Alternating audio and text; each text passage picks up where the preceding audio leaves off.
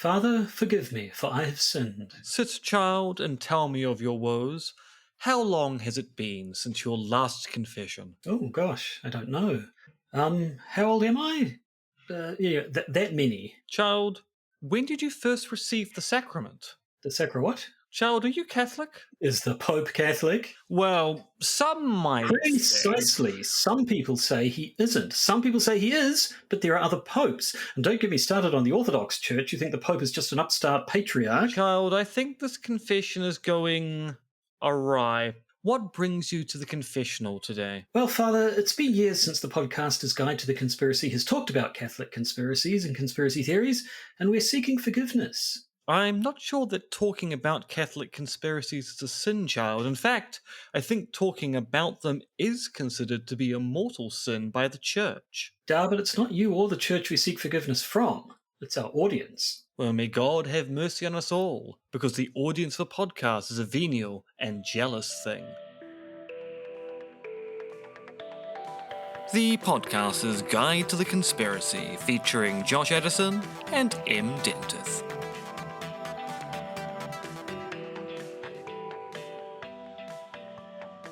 Hello and welcome to the podcaster's Guide to the Conspiracy. In Auckland, New Zealand, I am Josh Edison, and in Zhuhai, China, just when you thought it was safe to go back in the water, it's only Associate Professor M.R. Dentith. Yes, my tendrils are everywhere, although it's not just the water, it's also the beach.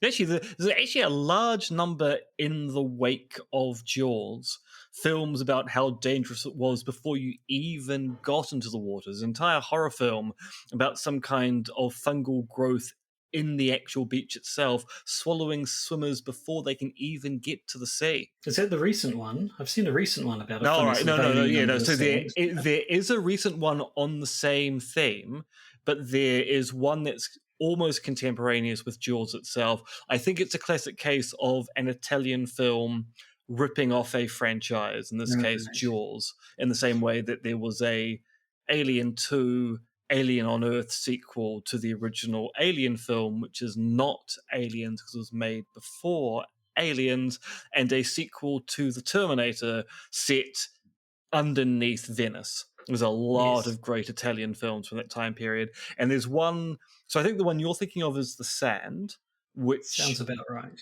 Is I think was either straight to DVD or straight to streaming film. I actually thought it was quite good. But I thought the premise, I thought it would have made a better, shorter film. I didn't think they could stretch it to fill a whole film. But it's still actually not bad for basically one set and really annoying teenagers who got exactly what they deserved. But yes, there is a earlier film from the 70s, which is the same thing on a slightly larger scale and has the kind of Jaws conspiracy of the authorities know that something is going on, but by jingo, they're not going to stop people from going to the beach because that would be bad for capitalism. Right. Anyway, I fear this discussion might not be relevant. It is conspiracy related, though. I mean, it's conspiracy related because Jaws and the Italian film, I think it's an Italian film, maybe it's an Italian funded production, are both about authorities covering up mass deaths at a beach. Sometimes in the water, in the case of Jaws, and sometimes the beach itself, as according to this particular film, whose name I cannot recall, and thus every few years I have to go and look it up to remind myself what the name is. And because you gave me no warning whatsoever, we're going to be talking about beach-related conspiracy films at the beginning of this podcast. I have not done the research, and thus I cannot remember the film's name. Right. Well, you know who else is responsible for covering up lots of deaths at a beach? You, I assume. What have you been up to in the last 2 weeks? I've been finishing off chapters. I have 2 chapters due at the end of this month, which is awfully close. It's the 28th of August when we record. The chapters are due on the 31st. One of the chapters is the other chapter is with its co-author, Joe Usinski, and hopefully that'll be back to me soon, or maybe Joe will just send it straight on to the editing team for the collection. But it's been chapter. Excellent. Chapter House June. Just chapters? No papers? No. Well, also course preparation, because classes start. Technically, classes start next week, but BNUZH has this very strange system where the first week of the academic year, which starts halfway through the calendar year, only second and third year students are allowed to enroll in your class, and only in the second week can first year students enroll. And I tend to get more first year students than second or third year students in my epistemology of weird beliefs course, which means I'm going to have this weird situation next week where I'll have some students turning up for a class, which I'm basically not going to teach because there is no point teaching that class, because I'll need to teach it again the next week anyway if it's going to make any sense. So it's a strange administration we have here. University life, eh? Well, if I can try my hand at another segue, the administration of a university is surely less Byzantine than the administration of the Vatican. Hey, let's talk about the Vatican. I mean, I'm going to say, depending on where you are in Italy and what period of time you are in Italy, the church is administrating your university. It's as complicated as the church itself. In fact, actually, yes. I suspect my university is actually more Byzantium than the Catholic Church itself. Well, I don't know. Let's talk about it. I think there might be more accountability in the Catholic Church than there is for some decisions at my university. Yeah, I don't know. So that's the plan. We're going to talk about Catholic conspiracy theories, papal plots, something else that alliterates as soon as one of us plays a chime. Catholic cabals. I suppose, but we already used Catholic cabals and Catholic cartels. That's better. Yeah, I'll take it. Buckle up. We're going back to the conspiracy. Yes, at the request of one of our listeners, because we'll do anything on a dare. We're talking about Catholic conspiracy. So this is a listener request, and it's I guess it's a back to the conspiracy episode, because we're going to rehash a couple of our old episodes from October of 2018 when we delivered the 1-2 punch of episodes 193 and 194, one of which was about Catholic conspiracies, and the next was about popes and dead ones in particular. Which frankly is all of them except for two. Oh no, sorry, except for one. Benedict did die. So when we last recorded this, there were two living popes, which is a weird sentence. Now there's only apparently one living pope, although of course, given that Pope Francis is very old, there is a distinct possibility that between recording this podcast and releasing this podcast, he actually might be dead. So this podcast may exist in a weird quantum state of the quantum pope. Is Papa Francis alive or dead? He is alive at the time of recording. Will he be alive at the time of putting it online? And will he be alive at the point that someone listens to the podcast? It's a quantum spread of possibilities. Are popes like kings? Is it the pope is dead, long live the pope? Or are we actually popeless during the period when we choose a new one? Because there is a period of time in which there is no pope, and there must be a papal election because, and I seem to be defending the Catholic Church here. At least the papacy has some degree of an election going on. Unlike most monarchies, where one monarch dies, the next monarch is instantaneously instantiated and then just has to have their title conferred by some kind of ceremony. When a pope dies, there is a period without a pope. Sometimes it's a long period without a pope. Well, we'll save that for the second half, because the first half of this episode, we're going to revisit our look at Catholic conspiracy theories in particular. Which are conspiracy theories about Catholics and conspiracy theories involving Catholics. Indeed. So when we talked about this last time, the first thing we talked about was the Know Nothing movement, which is not, to my disappointment, any sort of a reference to Game of Thrones. It dates back to the 1850s. Maybe Game of Thrones is a reference to this. Oh, maybe it is. With their anti-Catholics in Game of Thrones. Maybe they were. The wildlings didn't seem very fond of organised religion, but who can say? No, and the faith militant seemed like a form of the Inquisition. I'm telling you, it's all just a giant metaphor. If instead of saying "you know nothing, Jon Snow," she was saying "you know nothing, Jon Snow," therefore identifying him as part of this movement, I mean that could change everything. But save that for the other podcast. Who were the know-nothings? What other podcast? Our secret Game of Thrones analysis podcast that we've been running in parallel to this one for the last 10 years. I thought everyone knew that. No, I thought we gave up on that after the disastrous last season featuring the Starbucks Cup. No. Do you want us to resurrect our secret Game of Thrones podcast we've never told anyone about? Time. And indeed, we've I never assumed you were on the other end of the call. I've just been myself on. I have never uploaded a single episode we have recorded of that podcast to the internet. Just the dark web. Yes. That's where it should stay. Along with the child pornography and the drugs, there exists a podcast that we record about Game of Thrones on the dark web. Yes. Anyway, the know-nothings. Who were the know-nothings, and did they literally know nothing? Were they Colonel Clink? No, not Colonel Clink. Sergeant Schultz. Yeah, Sergeant Schultz. I know nothing. Actually, that would also completely rewrite the canon of Hogan's Heroes as well. That would make it a very different show. A sequel to Game of Thrones. Well, I mean, Catholicism was very popular in Nazi Germany. And one thing we didn't talk about back in episode 193 are all the conspiracy theories about the Catholic Church actually aiding and abetting the Third Reich, which also isn't in our notes for this episode, and thus feels like we should be putting a placeholder in. Maybe we should talk about conspiracy theories about the Catholic Church and Nazis at some future point as well. But going back to your original questions, the Know Nothing movement was a movement operating in the US pre the Civil War, so around about the 1850s.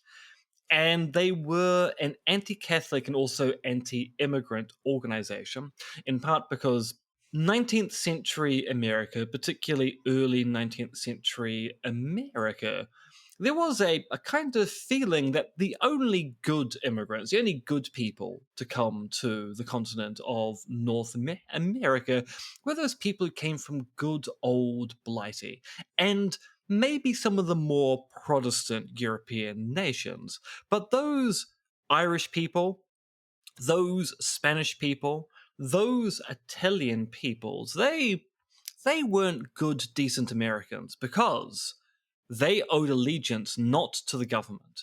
They owed their allegiance to the papacy.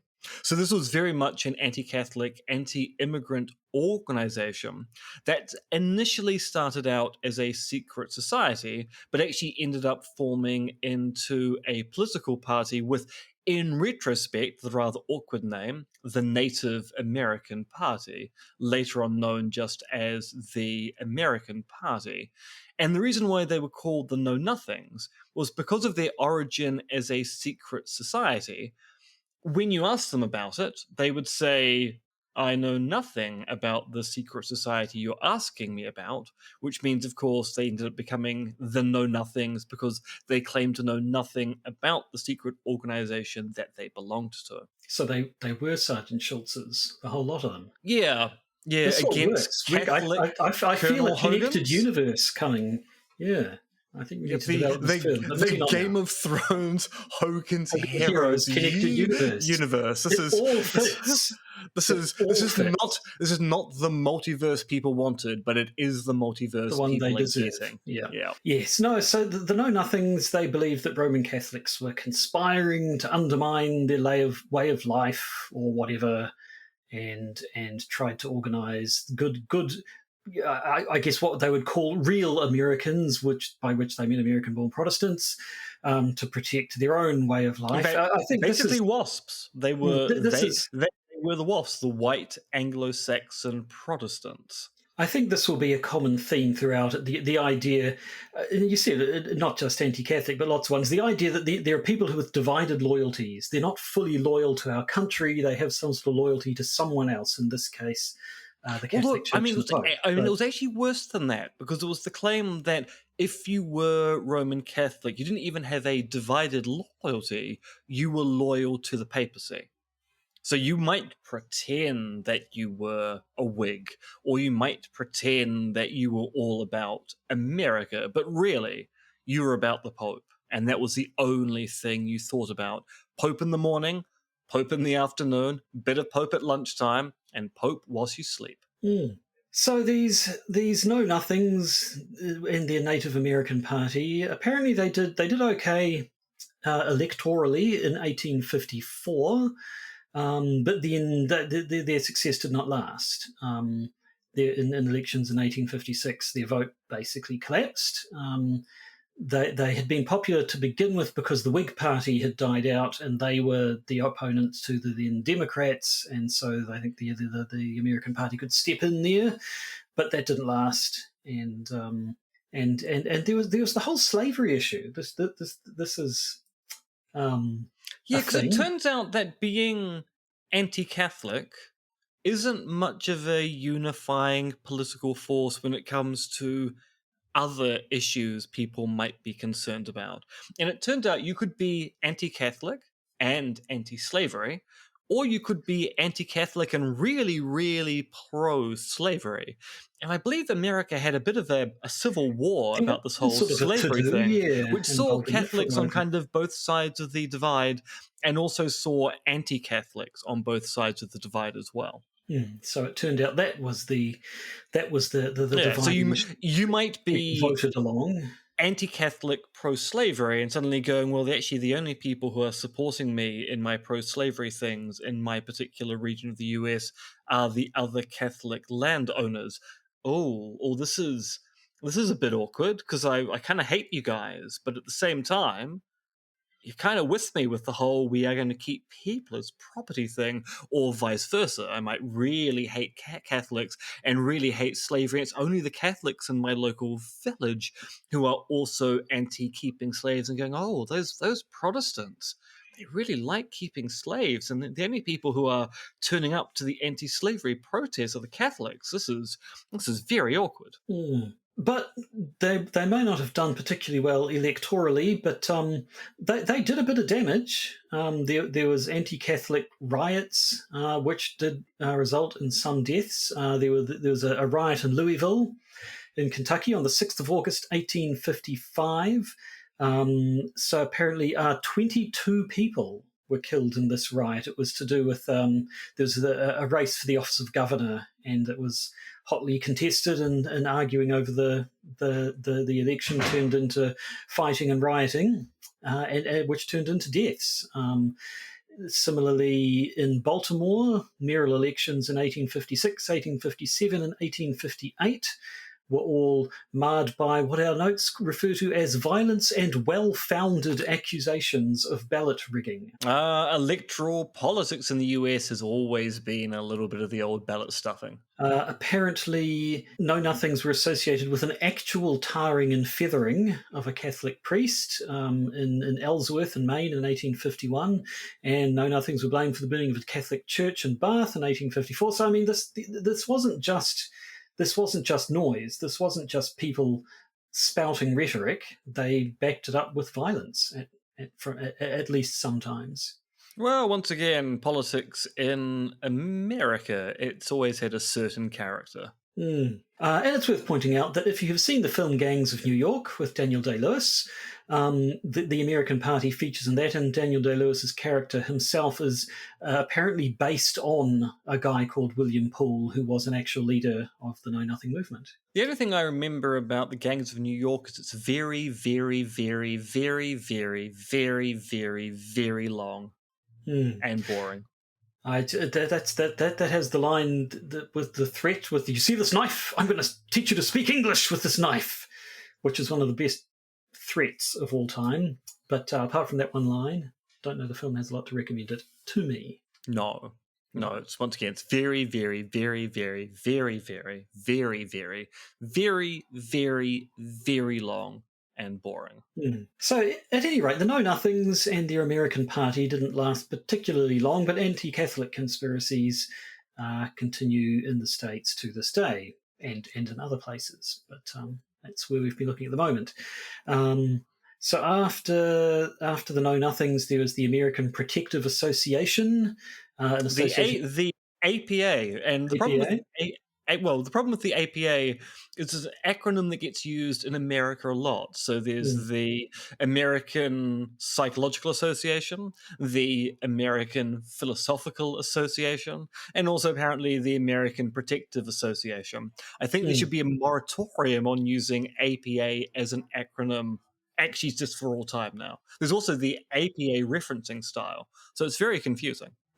But this particular APA, the American Protective Association, their members would swear an oath to never vote for a Catholic, hire a Catholic, or join Catholics in organised labour. Now, of course, the KKK, one of the more famous bigot organisations in the States, they didn't like the Catholics too much either. They didn't like other people, but they managed to fit in time for a bit of Catholic hating also, didn't they? Yes, when we think of the KKK, I think we quite rightfully think about cross burnings, and we also think about really, really large scale racism, including racist violence, including murder. But yeah, they weren't particularly keen on Catholics because the KKK is a Protestant style organization. They have a very narrow conception of who counts as a proper American. And whilst most of their focus is on people with the wrong skin tone, some of their focus is on people with the wrong interpretation of Christian scripture. And I mean, this is nigh on 60 years ago now, but what is 60 years? When was JFK? He was mid-60s, wasn't he? So about 60 years ago. Well, I mean, he died in 1963. Yeah, early 60s then, yeah. So that's more than 60 years ago. That was a big deal. November 21st, 1963 was his death. But his election was a big deal at the time, wasn't it? America's first Catholic president. That was... Yeah, I mean, the religion of your president in the US is a strange thing. So, I mean, when Mitt Romney was running for president of the United States of America, people were very concerned that he was Mormon. He was the wrong kind of Christian. So even though it seems that to be a successful politician up until recently in the United States, you had to be Christian, to the point where people like John McCain, who people thought was an atheist during his presidential run, he had a Christian spiritual advisor. Donald Trump, who, as far as people are aware, had never really set foot in a church prior to his second presidential run, suddenly started talking very much about his favorite book, the Bible. And yeah, JFK being elected as a Roman Catholic must have, as the notes say, really, really made people go, whoopsie daisy, what's going on here? It's not literally what the notes say, but it's a good approximation. The notes are a little more profane because that's what happens when we write stuff for only the two of ourselves to read. And again, to this day, anything to do with abortion, euthanasia, reproductive technologies, anything like that will often, religion will come into it. And it's an excuse for some people to indulge in a bit of anti-Catholicism. Although that being said, so the modern anti-abortion movement in the United States actually can be traced back to Catholics. So the two people who are kind of, and I've completely blanked on their name now, the two people who were kind of instrumental in writing the textbook, which said that sex education in schools is bad and that abortion is bad, were Catholic themselves. So the modern anti-abortion movement in the US is very much a Catholic thing, which has kind of then been generalized to Christianity in general. So the US has a very interesting relationship with Roman Catholicism. When it's easy to hate upon Catholics, they'll very happily hate upon them. But when it's easy to borrow the prejudice of Catholics, they'll also quite happily do that as well. Well, maybe we should move away from America then, because we have been concentrating fairly exclusively on American anti-Catholicism, and indeed move away from anti-Catholic conspiracies in general to look at the other thing we looked about back in October of 2018. In this episode, when we looked at conspiracy theories that were promoted by the Catholics themselves. Now, most of these sadly, are anti-Semitic conspiracy theories, and the Catholicism certainly does not have any kind of monopoly on those. Bit of anti-Freemasons too, though. They like to spice it up a bit. Those wacky Catholics. Yeah, so the Catholic Church has always been against what they take to be secret societies. So a lot of, well, actually, I mean, there are two ways to talk about the genealogy of anti-Semitic conspiracy theories in the Catholic tradition. The first is the kind of virulent anti-Semitism based upon the notion of you killed our God. So the idea being you take a particular reading of the New Testament and some of the Apocrypha associated with it and go, well, look, Jesus came to save all people, and the Jewish people, they were the ones who gave Jesus up to Pilate. They were the ones who demanded that Jesus be crucified. They're the reason why our God died, despite the fact that the entire story of the Gospels kind of hinges on the idea that Jesus has to die to then forgive all sin. So you'd think that actually there's a functional role for Jewish people in bringing about the glory of Christianity, but there was an interpretation with no, even though that was what God desired, somehow we have to blame these people who were doing exactly what God wanted to do. But the other one is that any group or society operating within European nations that was in any sense secretive was the kind of thing that Catholics went, no, we've got the monopoly on secretive and strange behavior here. You Jewish people with your strange and unusual religious activities, you Masons with your strange and unusual quasi-religious activities, we've got your number. You're doing something you don't want us to know about, and it's not because we're bigots. No. No, it's not because we're bigots. You're doing something. It must be very, very wrong. We're going to do as much as we can to quash you. Yes, look at you gathering in secret places, wearing your demanding privacy outfits, conducting strange rites. That's our job, damn it. Yeah. So yeah, there's a fair bit of that, but we had more fun though, talking about the Cardinal Siri thesis. If we start talking about Siri, is your watch going to start talking to us again? I mean, as long as I don't use the name, it's fine. So fine, right. Even if I have to go Cardinal, I'll just point at the screen. So I go Cardinal Siri, right. Good thing I have an Android. So this is it'd be terrible if you had an Amazon device and there was a Cardinal Alexa. That would be very awkward. Yes. Fortunately, no. No, the Cardinal Siri thesis is the theory that Giuseppe Siri, who was an arch-conservative cardinal from Genoa, was elected Pope in 1958, but then unseated through the nefarious machinations of liberal cardinals and also Jews and Freemasons, depending on who you talk to, who then replaced Siri with Cardinal Angelo Roncalli. And he became the first quote-unquote false pope known to the world as John the 23rd.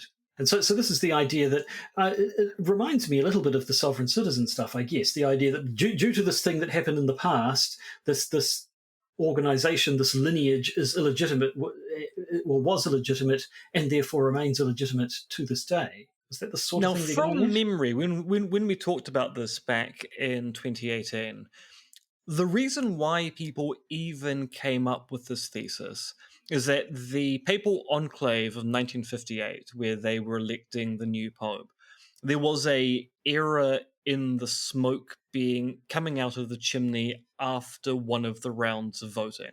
So historically, when the papal enclave has a vote and the votes are counted and the ballots are destroyed, they're burnt in such a way either to produce white smoke or black smoke. Black smoke says the election has been unsuccessful and there'll be another round of elections.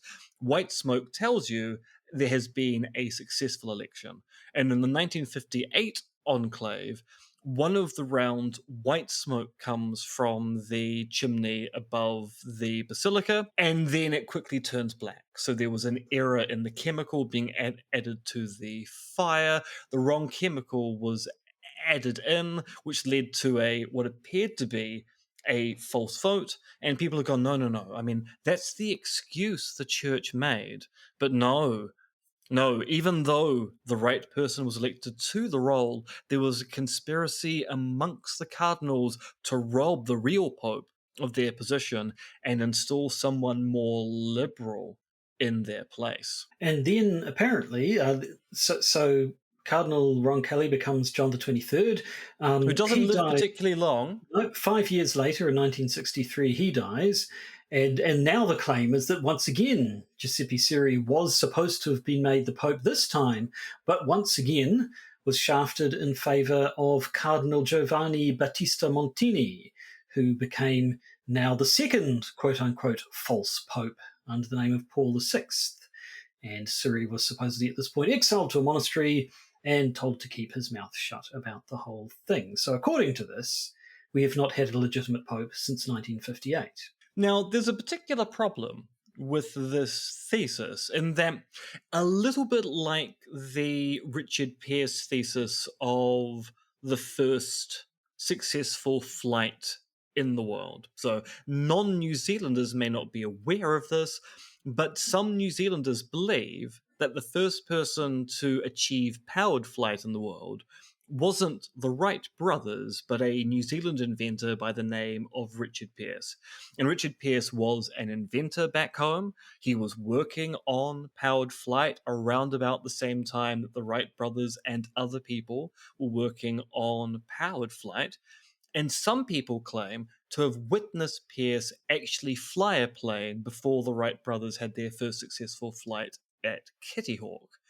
And the problem with the Richard Pearse theory is that whilst there are lots of New Zealanders who believed Richard Pearse flew before the Wright brothers, there is one notable dissenter, which was Richard Pearse, who never claimed in his lifetime that he flew before the Wright brothers, and also claimed in his lifetime that he dabbled with powered flight but was not successful before the Wright brothers were successful at Kitty Hawk. In the same respect, Giuseppe Siri also. No, sorry, I should Giuseppe Siri. Although it makes no point now because I've already you got away with it. You got away with it. Yeah. He at no point ever claimed to be Pope, and in fact remained in full communion with the Church throughout his life, celebrating post-Vatican II masses. So the big thing that John the 23rd brought in was the Vatican II reforms, which were liberal reforms in the Catholic Church.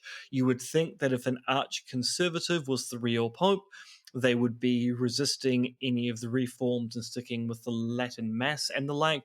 But no, he remained in full communion with the Church and also engaged in those reforms and defended the reforms at the time they were going through all the various councils, enclaves, and the like. So, yes, rather than having been shuffled off and told to remain silent, he was in fact vocally defending the church that supposedly had done him dirty. So there really doesn't seem to be anything to this. Paul VI was followed by John Paul I, who famously lasted a mere 33 days as Pope. He just did not have it in him to be a full-blown Pope. No. And that observation, I think, and the conspiracy theories around it is what took us into the next episode about dead popes, although we did, of course, have to point out it's a bit of an elephant in the room situation here. If you're talking about conspiracies and you're talking about the Catholic Church, there is, of course, the fact now that the Catholic Church has indeed conspired to cover up many instances of child abuse happening within the church, which... I mean, many almost sounds as if it's kind of underplaying the scale of abuse within the church. It's not just child abuse, it's also the grooming of young men and women.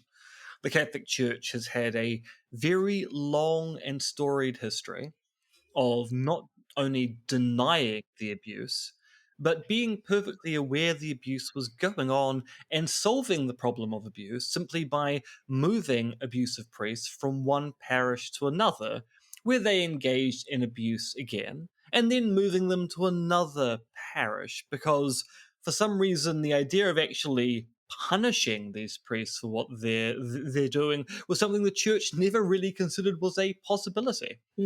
So yes, we can't carry on without mentioning that, but it is quite frankly a fairly depressing topic, and one that's probably better known than everything else we're going to be talking about. Well, yes. I mean, it's a topic that if you are aware of the Catholic Church, you are aware of the conspiracies by the Catholic Church to cover up the abuse that members of the Catholic Church have engaged in. You might not know about your cardinal Siri. or your know-nothings. So instead, let's follow that segue on then to talk about dead popes, because after episode 193, we went to episode 194, titled "The Dead Popes Society," which almost worked as a pun on Dead Poets Society, but not quite. Did popes? No, it just doesn't. Not quite there, but close. We were close. And we talked about dead, but in particular, John Paul I. He's the big one, but we do, of course, have to start by acknowledging the fact that in this day and age, at least, and maybe we'll talk about an exception in the bonus episode to this episode, popes are old men, and old men die.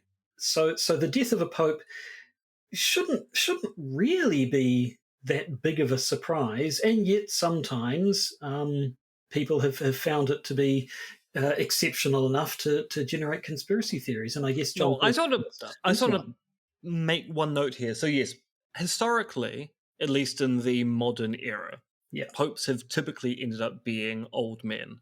The thing which was interesting about John Paul II was he wasn't an old man when he was elected pope. No, John Paul II, so the successor to John Paul I see. So the idea of going, we've had our popes haven't been lasting very long. We better elect a young one. Yeah, so there is a theory in Catholic thought here, and I'm speaking here as a former Roman Catholic who used to associate with bishops and things. There was a theory, a kind of view amongst some Catholics, that the election of John Paul II was a bad idea because one of the benefits of having old popes is it forces the church to modernize. An old pope is not going to be around for particularly long, which means that you're going to get more generational changes in the course of the century. Having a pope who survives for 30 or 40 years actually ends up being a bad thing because it means you don't get much generational change. So, yeah, maybe you don't want your pope to only last 33 days. That might not be long enough. But having your pope survive several decades actually itself is a bit of a problem if you think the church should be adapting to the times.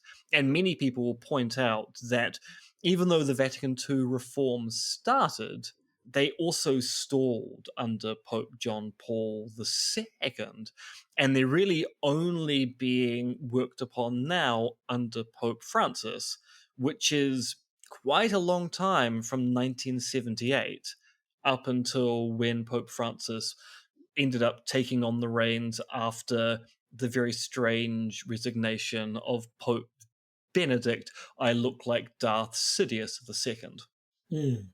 Yeah, that's interesting, actually, because not something I really thought of. But yes, John Paul II was around for a long time. He was around for, well, that's the thing. He was appointed in 1978. At that time, I was 2 years old and didn't even know what a pope was. So John Paul II, he was the pope for a large chunk of my life. So I guess it never really occurred to me that, there's usually quite a quick turnaround of popes, because the only pope I knew for a long time was there for a long time. And you knew your Pope John Paul II. You knew him. You knew him well. Hard to avoid.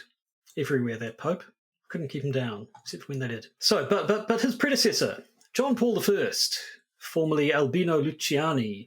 So he was found dead on the morning of 29th of September 1978, having served as Pope for 33 days. He was found in bed. He had a book by his side. His reading light was on. The official finding was that he'd had a heart attack around 11 p.m. the previous night and was found when people came in the morning. And apparently this is supported by the fact that supposedly he had been complaining of having chest pains that night and the evening before, but didn't think it was a big deal and hadn't called a doctor.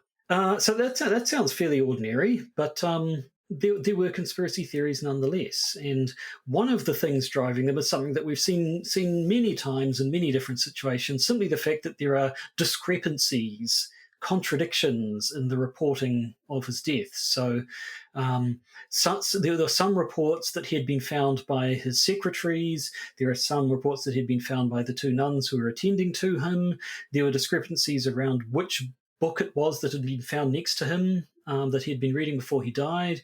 There were apparently conflicting reports on whether or not an autopsy had been carried out, and it's the sort of thing that we've just seen so many times, where it's probably just people making mistakes. It's just errors in the first case, but people will pounce on these things and try to talk them up into something bigger than it is. Yeah, and in some cases, particularly with deeply hierarchical institutions like the Roman Catholic Church, there also might be a case of, I mean, technically he was found by two nuns, but really it probably should have been the papal nuncio who was the one who actually declared the Pope to be dead. So maybe the nun said, oh my god, the Pope is dead. Okay, so no, cool down, ladies, cool your heels. Let's bring a man into the room and actually confirm this. And thus you'll get conflicting stories of who actually made the claim they found the corpse. It probably was the nuns who went in to attend him, but officially the declaration would have been made by the papal secretary, the nuncio, and thus you'll get this kind of conflicting story between the official story and actually the sequence of events that led to the official story becoming the official story.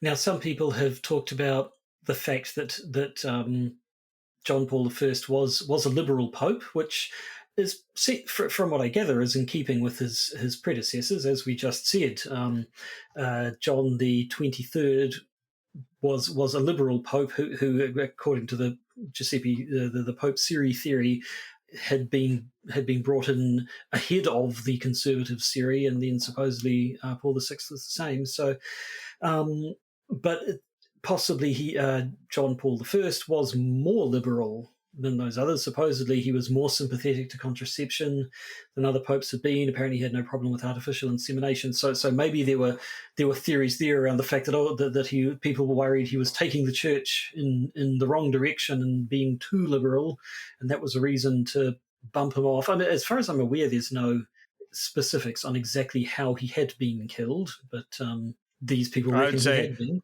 I'd say arsenic. I've read a lot of Agatha Christie. If you want to give someone a heart attack, arsenic is the way to go. Well, there you go. That must be it. But if we can turn to actually another author, British crime author David Yallop. What was his theory? Well, his theory is that the Pope was killed to stop him from exposing corruption and Freemasonry in the Vatican. So he wrote a book called In God's Name. And this is basically an expose of corruption in the Catholic Church, whereby the Catholic Church was using the papal bank to essentially launder money across the world. And the thing is, there is something to this. There was a massive banking scandal in the late 70s and early 80s centering on the papal bank. There also was associated with that banking scandal a scandal about a Catholic Freemasonic order. Now, technically, Catholics are not allowed to be members of Freemasonry. It's not that Freemasons won't allow Catholics in, it's more that the church has always said if you are Catholic, you cannot be the member of a Freemasonic lodge. So it was you cannot join orders of this particular kind, in part because Freemasons are deists rather than theists. And if there's one thing a theist isn't going to tolerate, it's a deist in the room. So this is one of these things where there's at least some truth to what Yallop is putting forward. There were members of the papal hierarchy who were concerned about what the Vatican Bank was doing. The question is, were they so concerned that actually end up assassinating a pope to do it? So let's start with the Vatican Bank, which is the Istituto per le Opere Religiose. and also the Italian bank, which is Banco Ambrosiano. They were the banks that dealt with papal money, particularly money coming from areas of the church outside of Italy, coming into the church coffers in the Vatican and then being redistributed for Catholic purposes elsewhere. And the bank's head for the Vatican was Bishop Paul Marcinkus? Marcinkus, if he's Italian? I don't know. And for Banco Ambrosiano, Roberto Calvi. And we're going to talk a little bit more about Roberto Calvi because no matter what you think about the thesis that the Pope was killed because of his wanting to expose corruption and Freemasonry, Roberto Calvi's fate is a little bit hard to explain, to the point where it seems like there probably was a conspiracy somewhere. May not involve the Pope, but it definitely did involve the Vatican Bank. Yes, so the Vatican Bank, Bishop Marcinkus, who was the head of that, he was indicted following the collapse of the other bank, Banco Ambrosiano, that cost the Vatican Bank around $250 million. I assume that's 1982 money.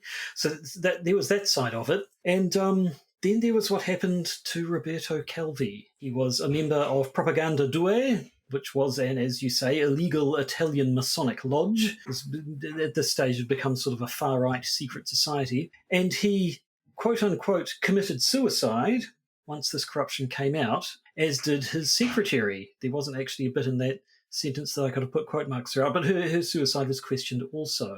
So tell me about the death of Roberto Calvi. Why did people raise their eyebrows at that?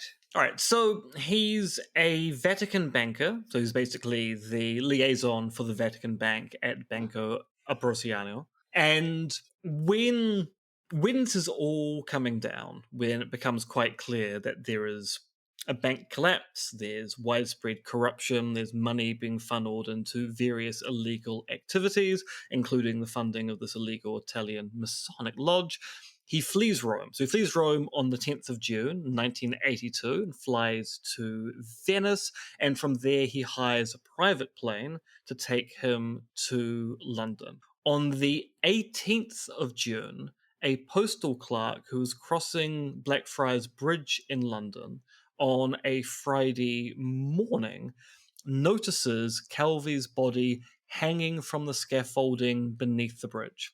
When the authorities come to cut Calvi's corpse down, they discover that he's hanging from the scaffolding, a noose around his neck, and he has 5 bricks in his pockets and has around about 14,000 US dollars in different currencies scattered around his pockets. And this then leads to coronial inquests in the UK to go, well, what's going on here? And the first recorded verdict was that of suicide. So in July 1982, the British authorities go, well, look, he's hanging from a noose beneath the bridge. It's suicide. He's got bricks in his pockets. He's done as much as possible to make sure that he dies committing suicide. Why did he commit suicide? Presumably because of the shame and scandal about the banking collapse, which made him flee Italy in the first place.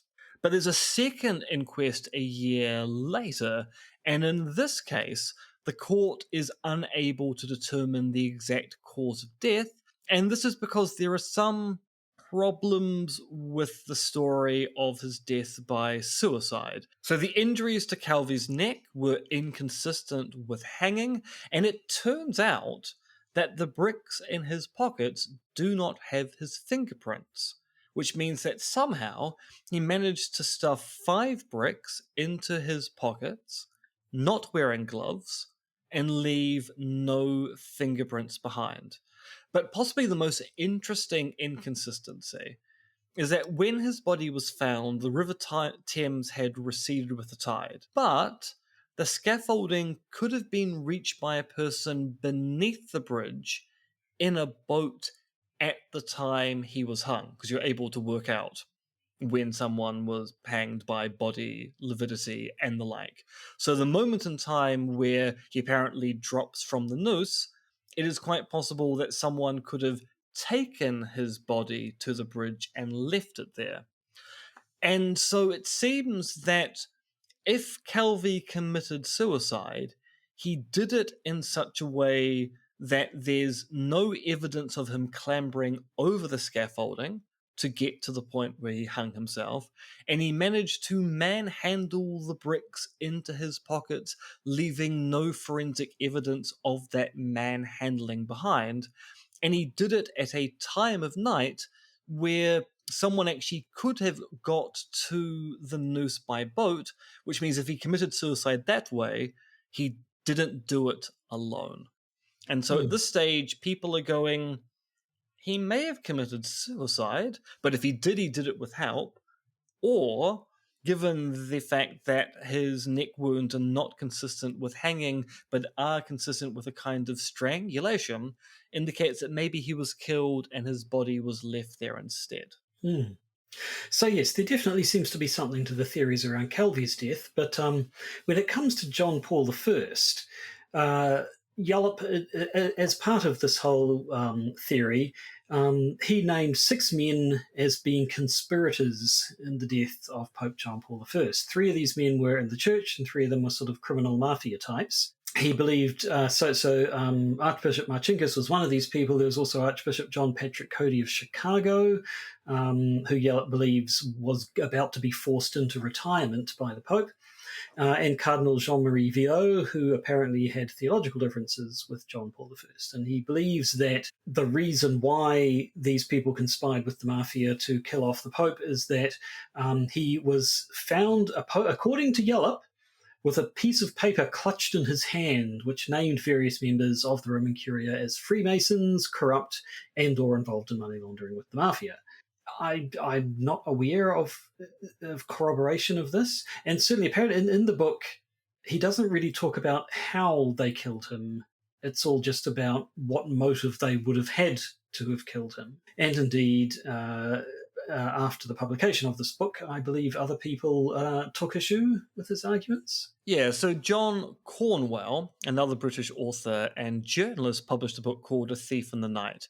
And this is basically a rebuttal of Yallop's points. So Cornwell says, well, look, many of the discrepancies that Yallop actually talks about are just due to poor communications in the hours and days after John Paul I's death. So it's claimed that the undertakers were called for at 5 a.m., which is before the body was discovered. But actually, that just appears to be an error in the documentation, and the undertakers were actually called at about 5 p.m., which is after the body has been discovered, and the various rituals and things that occur when a pope dies, because there's an entire elaborate apparatus of the Catholic Church that when a pope dies, things have to be done in a particular way. So the papal ring has to be destroyed, so you have to organize for someone to come and basically have a hammer and break the ring off the finger of the Pope. And when you have an unexpected death, that's going to be something you go, well, our ring breaker, we don't know where they are or where the special hammer is. So there's a reason as to why you might wait for quite some time for the undertakers to come and take away the body.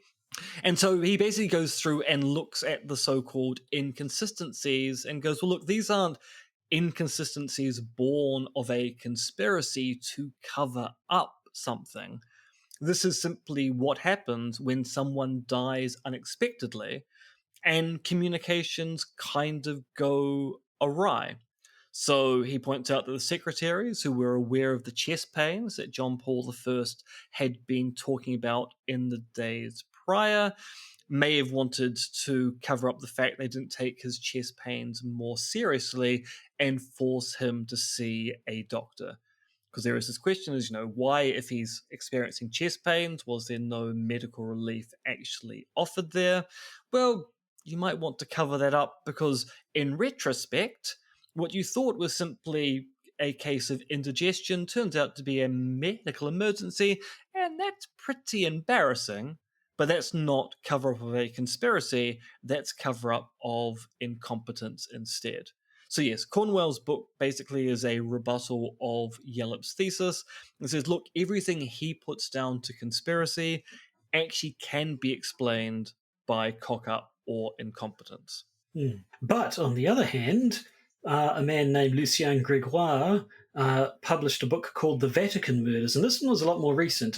When we recorded this episode originally in 2018, it was only a year old, and therefore included a lot more information about the banking corruption that hadn't been available back in the 80s when those earlier books were written. His theory is that that Yallop was right, that the people he talked about did organise the death of Pope John Paul I, which was actually carried out by the CIA.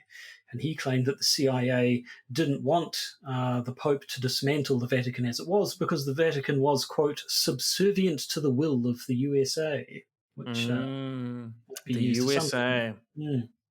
Apparently that one got, there's more Freemason stuff, references to the Fatima prophecies, which I'm sure we must have mentioned in the past. We've done a bit of prophecy. Yeah, so there are three Fatima prophecies, two of which have been revealed, one of which I still believe is under lock and key. And so there are many conspiracy theories about the content of that third undisclosed Fatima prophecy. And it's one of those things where, because no one knows what's in it, you can always go, oh, but the third one, that is the one that talks about corruption in the church. Or the third one, that is the one that talks about why Donald Trump is the second coming. Or the third one, that's the reason why we have to bake a cake this weekend. The third Fatima prophecy. It explains everything. Yeah. There are also claims that the Pope had been killed because he was going to re-establish the Tridentine Mass. And I'm pretty sure you explained to me what that is and what it means last time, but I've forgotten completely. Does it actually matter? It's the Latin Mass. So bringing back the Latin rite, having the priest standing in front of an altar back towards the congregation, chanting away in a language that no one understands. Right.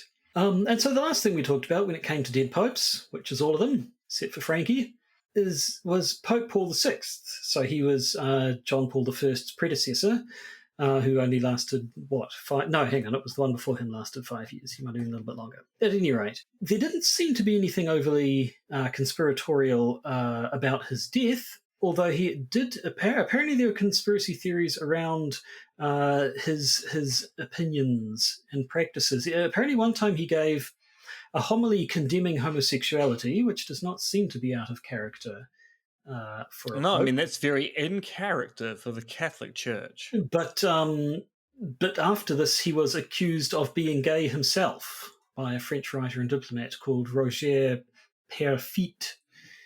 And that seemed to be the most conspiratorial thing we found out about him. Yes, I mean, it was an episode that kind of ended with a whimper. It did a little bit. Maybe it would have ended a little bit better if we had instead talked about Pope Joan, but we're not going to talk about Pope Joan this episode either. We're going to save her for the bonus episode.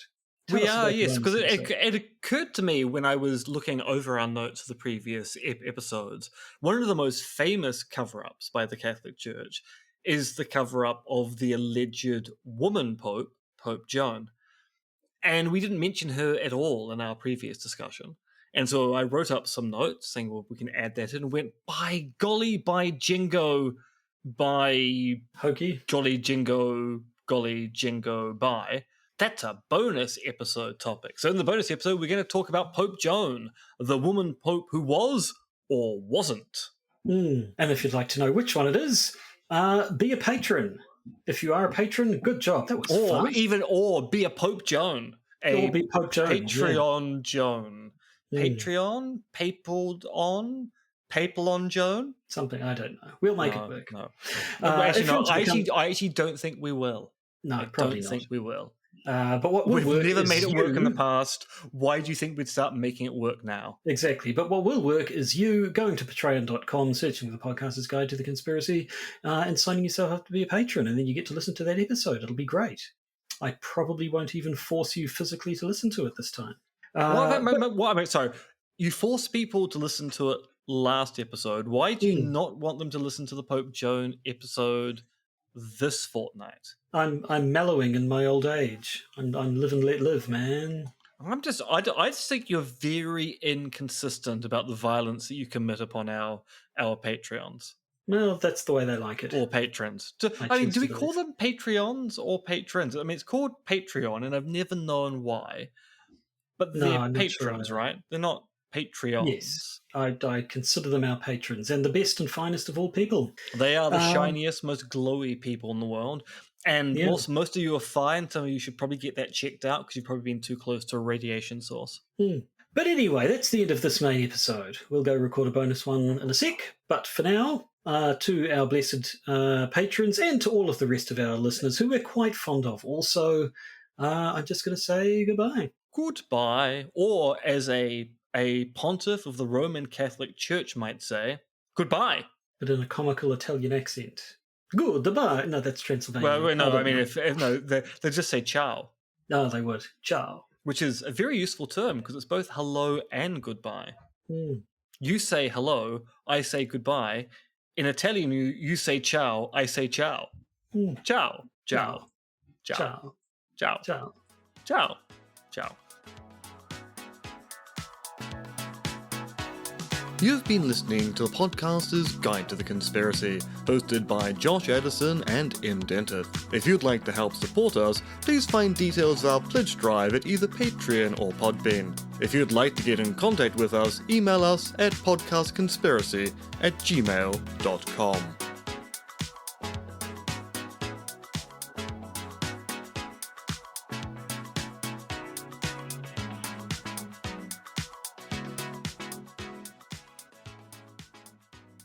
Marty, we gotta go back to the conspiracy.